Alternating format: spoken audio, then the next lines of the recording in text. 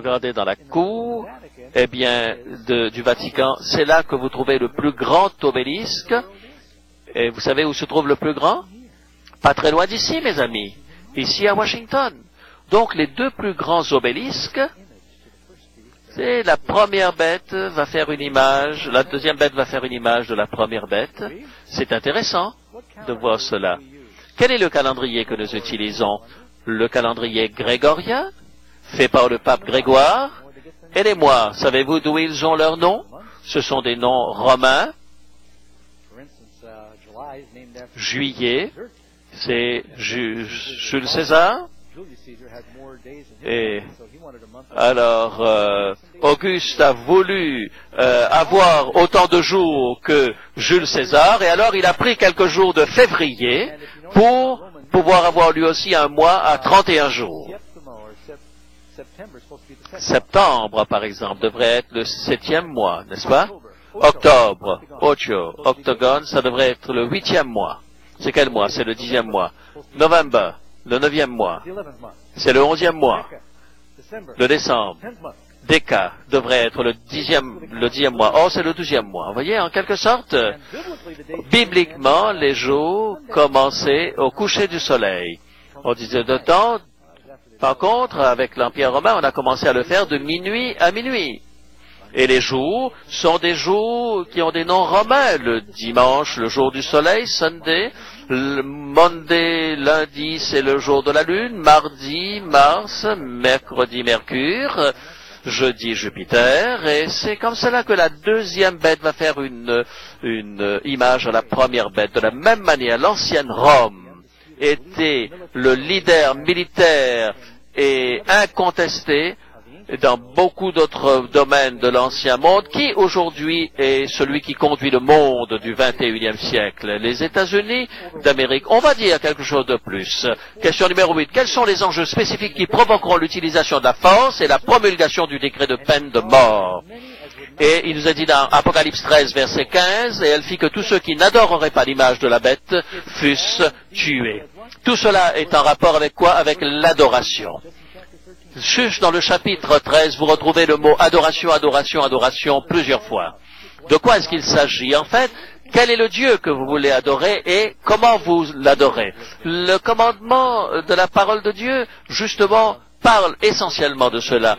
Dans le livre Les évangéliques et les catholiques, il est dit ceci: plus généralement, le développement des mouvements charismatiques par les chants, les prières, le style d'adoration ont fait beaucoup pour réduire la barrière entre les catholiques et les évangéliques. Le style d'adoration, le jour d'adoration sont en train de ramener tout ce monde ensemble.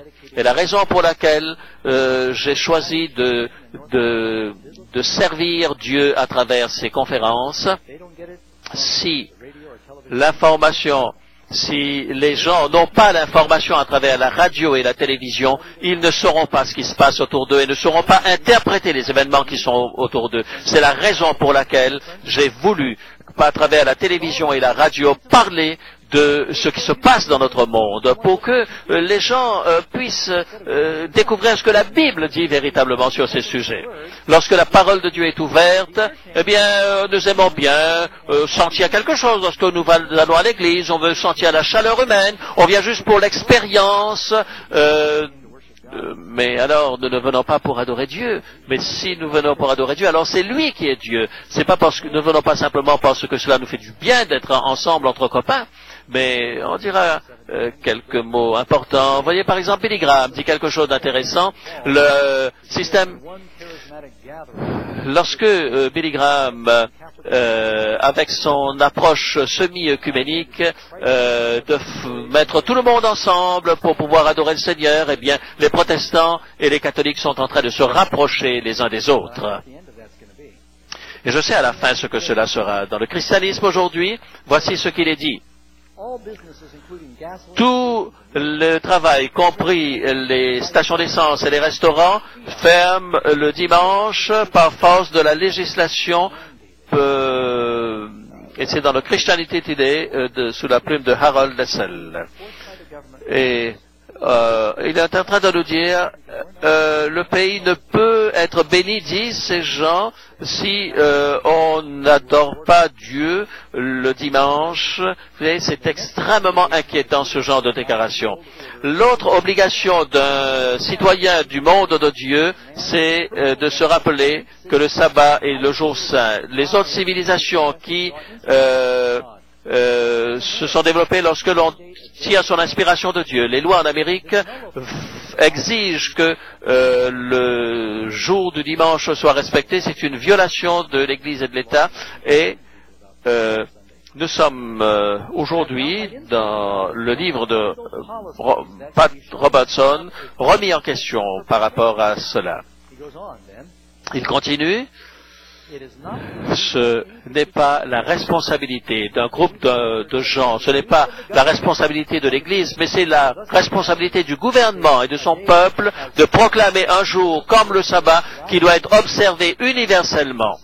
Le dimanche, en tant que jour du Seigneur, et en tant que nation, nous ne pouvons échapper aux troubles si nous ne revenons pas à l'importance du dimanche comme un jour dédié à l'adoration. Et ces citations sont inquiétantes. Est-ce que vous saviez cela? Est-ce que je suis en train d'inventer quelque chose? Eh bien, vous pouvez lire cela.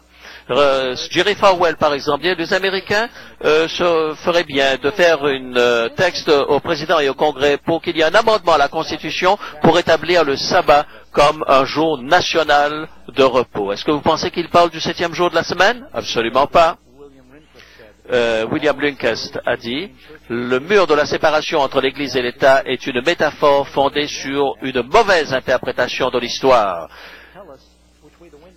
On est en train de nous dire dans quel sens le vent souffle et nous sommes sur le bord de voir se réaliser les prophéties. Est-ce qu'un gouvernement a le droit de contrôler le fait d'acheter et de vendre? Nous ne pourrons acheter et vendre. Est-ce que certains d'entre vous étaient vivants déjà à l'époque de la Deuxième Guerre mondiale? Certains de mes amis sont encore là. Eh bien, il y avait des tickets de rationnement pour l'essence et pour les timbres. Dans les temps de crise, c'est très commun pour les gouvernements de faire une chose pareille. Vous ne pouvez acheter ou vendre. Gardez présent à l'esprit que ces prophéties parlent des puissances gouvernementales, ceux qui ne pourront collaborer. Il n'est pas en train de parler de quelqu'un qui veut aller acheter avec sa carte bancaire. Il s'agit des gouvernements du monde qui ne coopèrent pas avec cette adoration universelle qui sera imposée à tout le monde, seront économiquement bannis du système économique mondial. Est-ce que c'est en train de se produire où l'on utilise des sanctions économiques, mes amis? Et c'est dévastateur pour certains pays lorsque on décide de mettre un embargo sur un pays. Vous savez, les producteurs des produits, l'Europe, l'Amérique du Nord, même l'Australie se colle à l'Europe et elle reconnaît l'Angleterre comme la reine, comme son roi, sa reine. Question numéro 10. Quelle est la puissance et l'influence de la papauté aujourd'hui? Ah, ça c'est une citation importante. On a vu ça dans la revue Time, lorsque Ronald Reagan et le pape Jean-Paul II ont conspiré, ça a été appelé l'Alliance Sainte. Reagan et le pape se sont mis d'accord pour entreprendre une campagne clandestine en vue de la dissolution de l'Empire soviétique communiste. C'est Karl Weinstein qui le dit dans la revue Times. Et c'était une conspiration pour démolir le communisme. Est-ce que ça a marché?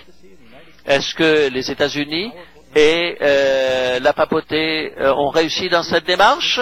Regardez l'histoire et vous pouvez répondre vous-même. Et ça continue en disant, je crois que les États-Unis, en tant que superpuissance incontestée, et le Saint-Siège, en tant que puissance politico-morale mondiale unique, ont un rôle significatif à jouer dans le futur. Leurs actions vont influencer la vie des gens dans toutes les parties du globe. C'est Thomas Melady qui le dit, ambassadeur des États-Unis au Vatican. Et je pourrais vous montrer des images et des images où l'on voit le président des États-Unis rencontrant Jean-Paul II, que ce soit le père Bush, le fils Bush ou Bill Clinton ou Ronald Reagan. Et cette union de l'Église et de l'État au-delà de l'Atlantique, on le réalise. Quelle est la puissance et l'influence des États-Unis aujourd'hui?